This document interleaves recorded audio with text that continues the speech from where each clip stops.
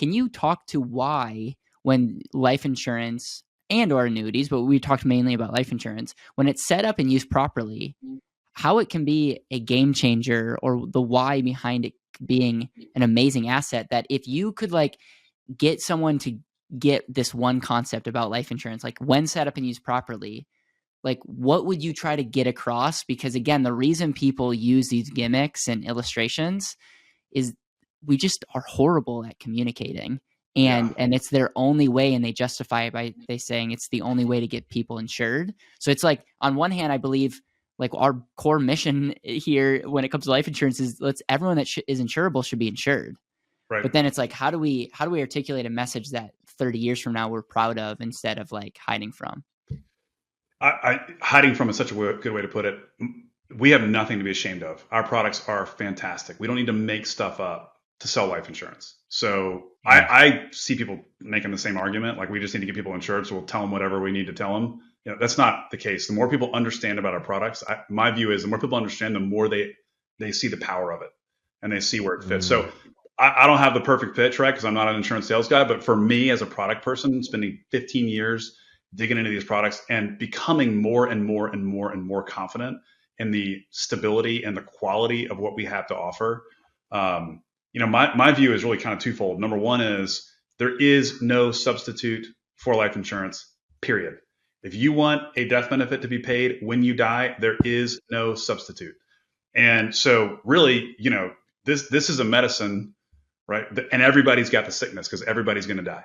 And so there is no substitute. And I think that's part of what we downplay is just the incredibly unique power of this product in a financial plan as contingent capital, right? Every other piece of capital that most financial advisors touch is hard capital. They want to manage assets. They want to talk about real estate. They want to talk about this. This is contingent capital. This is capital that shows up when you need it the most.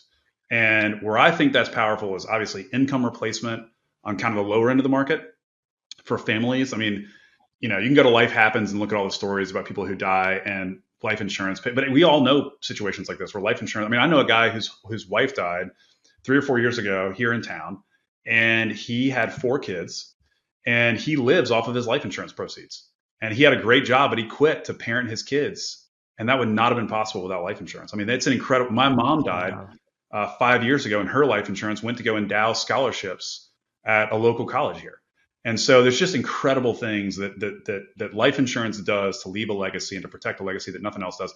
Then you even get into like high-end estate planning stuff. Look, estate taxes occur when death happens. There's only one kind of asset that pays when a death happens, and it's life insurance. So any sort of estate and business planning where death is a liability, and that's almost every business because of buy-sell agreements, and it's almost every high net worth estate, like there is no substitute. So I think number one is just recognizing this is totally unique. There is no substitute, and the protection element is incredibly powerful and should be in every financial plan, period. Then the question becomes, okay, great. We've got a cure and everybody's got the disease, but the general feel is, oh, well, yeah, but the cure is worse than the disease, right? These products are complicated. I don't understand how they work. Agents make too much money. So to me, I say, look, let's just talk about what this product is. Like, well, how does it actually work? You pay a premium, policy charges come out, whatever's left over earns interest, and that's your cash value. Like, make it really simple. This isn't crazy complicated. Premium in, charges out, whatever's left over earns interest. That's cash value. That's how every single life insurance policy works. That's it.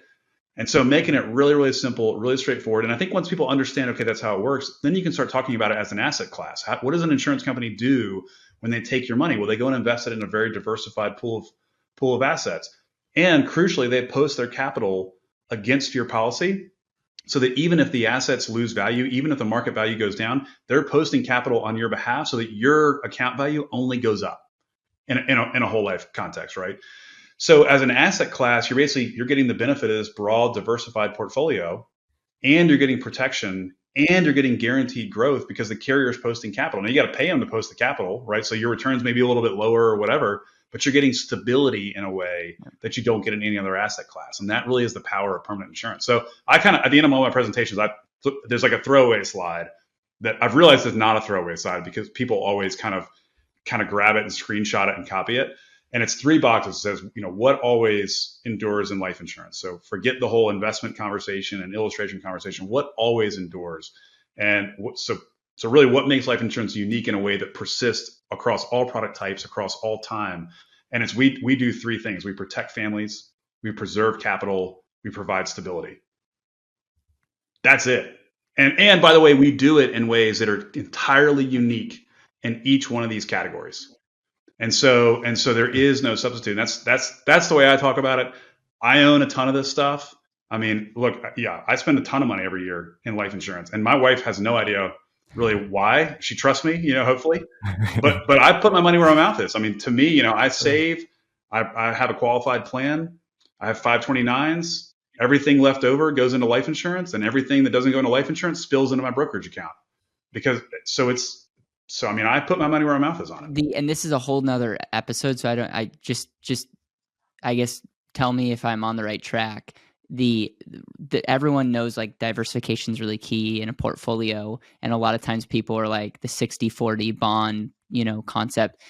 Knowing what you know about whole life insurance, if overfunded properly, is there any benefit that bonds give you in retirement from a diversification standpoint that whole life insurance that's funded properly can't? No, it's the other way around. Whole life gives you the benefit of diversification that you can't get on your own through bonds. And so the way I think about it is if you want to invest in fixed income, you've got to make all kinds of choices. You got to make credit choices. You got to make liquidity choices. You got to make duration choices. You got to make taxation choices.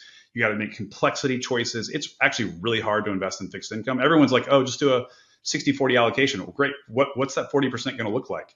Because if you'd been invested in long bonds in 2022, you got crushed. If you invest in short bonds now and interest rates go down, you miss out. Like right now, we're having a commercial credit crisis. If you bought CMBSs, you're about to get cleaned. And so there's just really tough decisions to be made there. When you buy a whole life policy, you have the benefit of the insurance company making those decisions for you and posting their capital to make sure that no matter what happens in the underlying assets, you still get a positive cash value growth for the year. It's the best. So this is my joke at MetLife. I used to say compliance would never let me say it, but this is really the way to talk about it. Whole life structured properly over the long run gives you corporate bond returns with better than muni bond tax treatment and money market liquidity. It's the perfect fixed income asset class. So for me, I use it as my fixed income allocation. I mean, knowing what I know, an overfunded whole life policy, and it came from a conversation with my financial advisor where he said, "Let me show you some bond funds," and I was like, "None of that is as good as what I can get in a whole life policy." So that's what I did. So yeah, I think there's a real play. I mean, look, I live it. I mean, that's what I put my money into. Yeah, and that's the conversation. This will be another episode we can get into. That's where I wish people that talked about life insurance, they educated it with other assets. We talk about it as an and, because I think life insurance gets enhanced when you can have it as a part of other things versus it standing alone and saying this is better than that. I totally agree.